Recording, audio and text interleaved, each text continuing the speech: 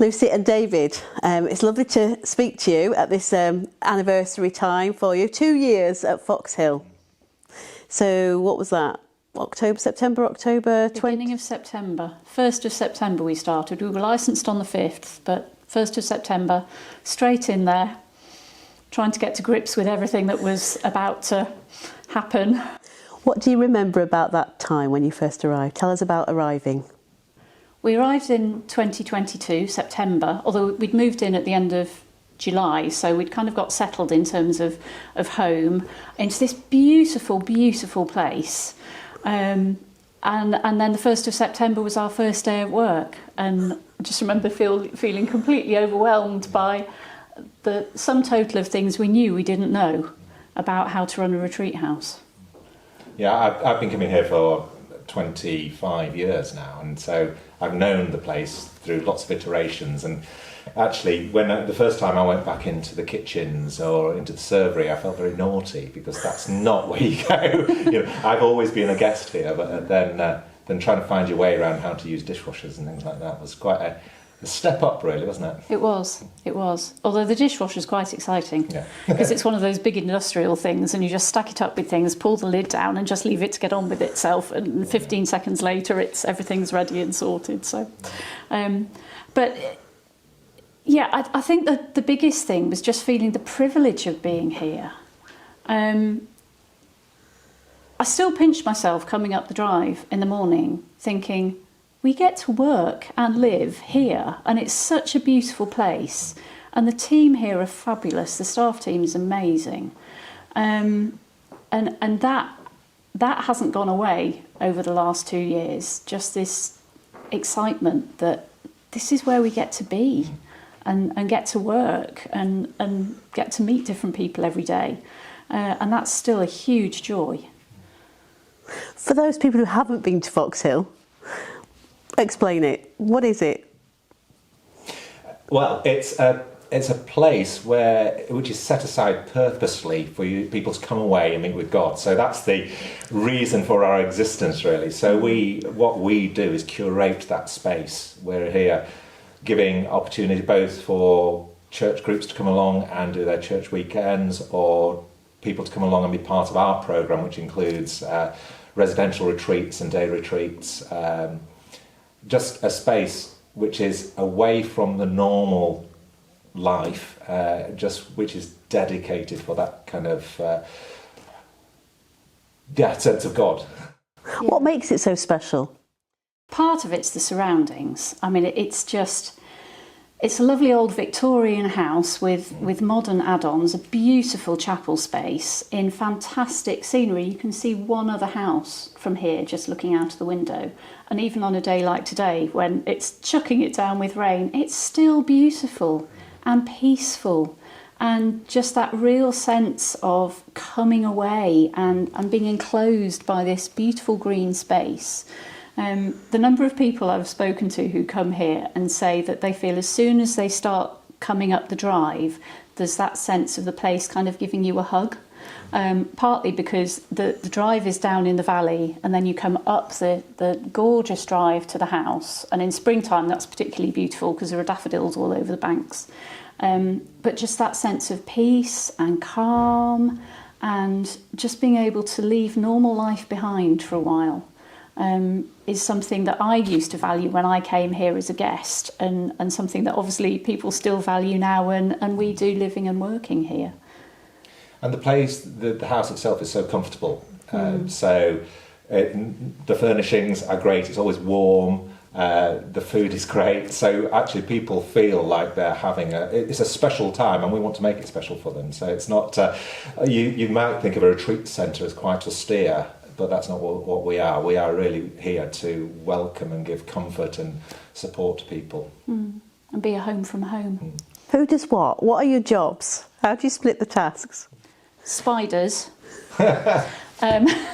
plumbing, electrical stuff. Sorry, I'm talking about what you do. But spiders is high on my list. David looks after a lot of the kind of the building work and maintenance and that kind of thing. But he's also the chaplain for this place, which is a whole different thing. You better talk about that because that's your job, not mine. Well, one of the things we would love to do more and more of is actually just be with people. So one of our joys is when we've got guests in the house and they're just sat having a coffee, just because it's our place, we can just wander in and sit down next to them and have a chat. I don't know whether they always appreciate it, but I think they do. And so actually being there in that kind of relationship, and so getting a chance just to chat with people is what we'd like to do more of, isn't it, really? The problem is that there's always things to do in order to keep this space, working well. And so Lucy spends an awful lot of time on administration and emails and dealing with the council and dealing with HMRC and all sorts of different people that she has to deal with. I have a little less of that to do, but I do deal with, along with Chris, who's the assistant director, working on publicity and doing the website and the programme for the new website. The new website and the new programme. Yeah. Yeah. Tell us about that programme. What's coming up? Oh, also a whole range of things. An icon painting retreat, which is always really popular. Encounter days. So the encounter days, we have one a month through the year. And they're what people might know as quiet days. But not everybody likes silence. And actually, calling something a quiet day does give the impression that you're going to be sitting in silence all the time, and that's not the case. So we renamed them Encounter Days a couple of years ago, just really to emphasise the fact that they're days to come away and deliberately spend time encountering God and listening to what He has to say to us through the people who come and lead the days for us. So there's one of those every month. In terms of residential retreats, we had a really successful watercolour painting day last year, so that's going to be a 24-hour retreat this coming year. Another lady who leads Christian embroidery groups, so she's going to be leading a retreat for us in August.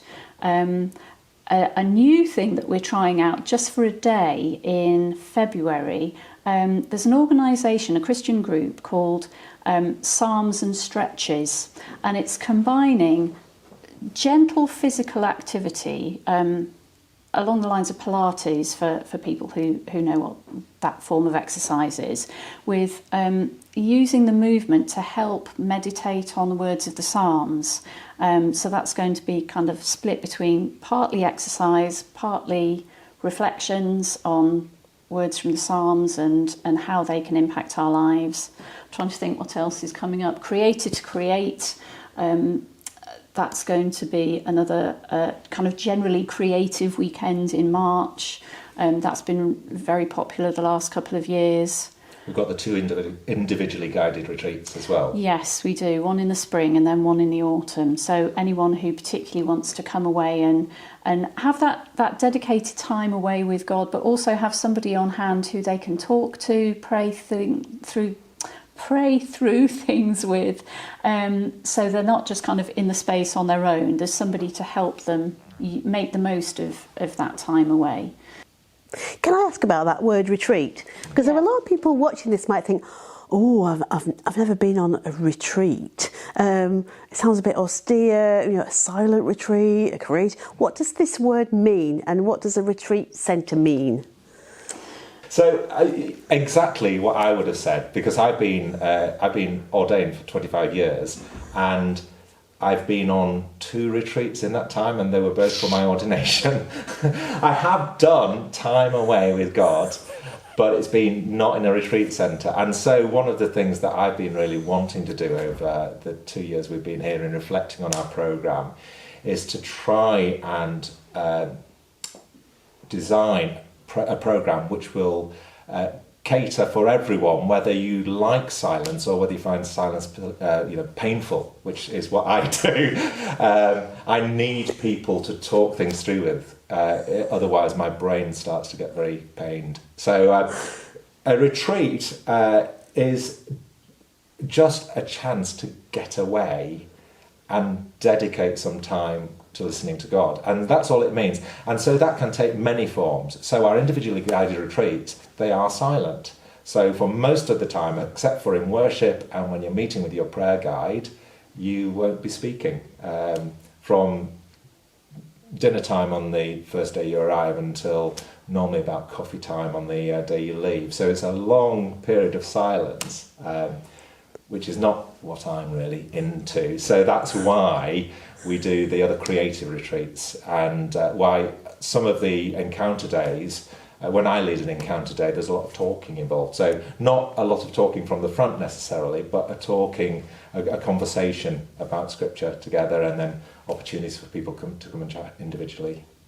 I think people sometimes have the idea that a retreat is, I don't know, you get the idea of like hermits in your mind maybe, and kind of, coming away from the real world for a bit, which in a sense it is. It's an opportunity to come and leave behind the stresses and strains of everyday life.